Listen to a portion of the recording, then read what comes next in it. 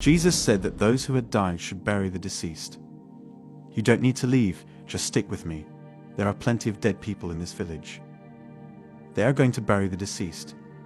According to Jesus, we are all men who have died because we have never experienced life, never experienced the present, and have never existed. We continue to live in the dead past by continually projecting it into the future. We are living in the past. There is not a thing about the planet that we are aware of. We have developed our very own internal universe. Everyone lives in their own little universe. This universe of the past and the future, this world of recollections and aspirations. This world is an illusion, a mirage. This world is a fabrication. It refers to the world that you inhabit, not the planet itself. And when your world is gone, you will finally be able to experience the one that exists. It seems as if we are living in a dream world, where everyone is enveloped by the clouding mist of their own dreams. Everyone is going around while being surrounded by his or her own dreams, and as a result of these dreams, we are unable to see what is true or what is genuine. The truth is masked by the illusions of our imaginations. This mind that is dreaming is the mind that cannot be still. The mind that does not dream is the mind that is still. However, dreams are born from wants. You have desires throughout the day, and those desires translate into dreams during the night. If you do not have any desires during the day, you will not be able to dream at night. Because dreams are desires, a Buddha is incapable of dreaming, because desires are dreams. You call them wishes when they are in the day, and you call them dreams when they are in the night. But every desire is a dream because every desire is in the future, which is not the same as saying that every desire is a future desire. The future is not what we continue to dream about, and this dreaming needs to be shattered. This dreaming is a motion in and of itself, a continual movement. You are brimming with hopes and aspirations, dreams that are shattered, set ablaze, and newly conceived. Every day, we have to get rid of the old and make room for the new. At any given time, in whatever activity, you should strive to be in the here and the now. Even the effort itself can be a barrier, but in order to overcome it, one must start from the very beginning. Even so, you will need to do some effort. The effort is a barrier because it moves you again into the future. But at the beginning, one has to make an effort. Then in the second stage, one has to make an effortless effort. And then in the third stage, the effort disappears and you are in the present. However, the effort is a barrier because it pushes you again into the future. Just keep on walking when you should be eating, eating when you should be listening, and listening when you should be walking. Be completely present in the activity and don't let your thoughts wander to other places. This is a beautiful sensation because all of a sudden, the present will invade your realm of dreams and the world of reality will seep in. And even if you only catch a glimpse of it for a split second, it will transform you into a completely different person. Then you will realize something that is happening right around you at this very moment, but you are oblivious to it. You are only missing it because of the mechanical habit, and because there is nothing more one can do about it, the most one can do is work on not being mechanical. Sometimes miracles occur when awareness is present. Because a mechanical habit relies on your unconsciousness for its sustenance, it will cease to function the moment you make the conscious decision to pay attention to it. Willpower is not enough. Awareness is what's required.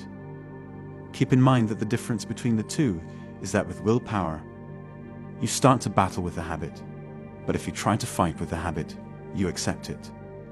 When I say to do it consciously, what I really mean is to stop struggling against it. Don't hold back any of your support for it. If you are walking on the street, you should not be opposed to it. Instead, you should offer your whole support to your walking, be one with it, and be conscious of what is happening. Feel every moment, actively concentrate on the here and now, and do not let your thoughts wander to other places. If the mind wanders due of old routines, bring it back to where it was. If the mind wanders, do not let yourself become frustrated. Bring your mind back to where it was and try again. Sooner or later, you will start to experience some moments of clarity. Regardless of where they are, the flavor of the present will reach your mouth whenever you do. What it is like to be in the moment, and how, once you are in the now, You are so close to the door of existence you can almost touch it. When we are in a state of stillness in this dimension, there is no mental activity taking place in either the past or the future. Just keep your attention on the here and now. You may be able to comprehend it intellectually, and you may even come to accept it. However, intellectual comprehension won't be of any use, and it can even be a red herring. There is a possibility that it is a hoax. You are currently lying on your bed, and you are about to go to sleep. Feel what it is like to be in this situation of lying on your bed. You will have to do it. Thinking won't help. Sense the touch of the bed, the touch of the bed sheets, as well as the sounds all around, such as the sounds of traffic or whatever else is going on there. Feel it. It is there. Don't think about it, just feel it.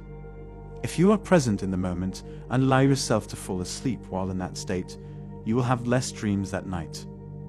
You will have a deeper sleep, and you will have a more revitalizing awakening in the morning. Do not rush into the day just now. Instead, stay with the morning. If you leap out of bed the moment you feel that your sleep has been interrupted for the first time in the morning, your sleep will be disrupted, and you will have moved into the future. Staying in bed for 5 minutes will allow you to ease into the day without disrupting your sleep. Just be present for the next 5 minutes. Do not move so quickly because there is no need to. These 5 minutes will eventually turn into meditative moments, and the best moments of the day are in the morning and at night. When you are in that state, it is quite simple to obtain a sense of the present. The moment when you are on the verge of falling asleep is a very precarious one. Feeling is always in the now, whereas thinking is never in the present. Thus, when you wake up in the morning, when your mind is clear after a night's sleep and your body is calm, and you have no energy to work with, feel for 5 minutes and then get out of bed. Take every step with full awareness, and it will be quite easy in the morning, but it won't be as easy in the afternoon, and it won't be as easy in the evening. However, it will get more difficult as the day goes on. But be careful when you get out of bed, it will be difficult. Feel free to head on over to your bathroom and get a shower. Feel the water of the shower falling on you. Pay attention to each individual drop as it hits you. Put everything else aside and focus on appreciating the here and now while you're still under this shower. Even your morning shower can turn into a profound meditation session. When the water is falling on you, you can have a profound communion with nature. Stay there for a few minutes and then try to continue this feeling while you are eating your food or taking your breakfast. It will become more and more difficult, but keep trying, and a time will soon come when you can move throughout the day in the present and when you can remain in the present. Once this happens, you will know what it means to be still.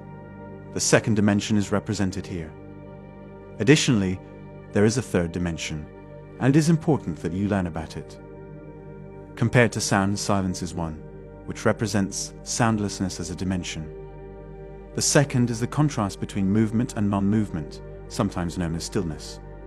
No movement. And the third is non-being, which contrasts with ego. This is the most profound level, since unless you stop being, you cannot be calm. You are the source of the issue. You are the cacophony. You, yourself, are the movement. Therefore, you cannot achieve total stillness unless you come to a complete stop. We keep fooling ourselves into believing that we are what I am. This I is a completely deceitful entity. Because of this I, many diseases are formed. Because of this I, you continue to accumulate the past. Because of this I, you continue to think about duplicating pleasures from the past. And because of this I, many diseases are created. This is the one thing that determines everything else: the past, the present, and the hopes of the future.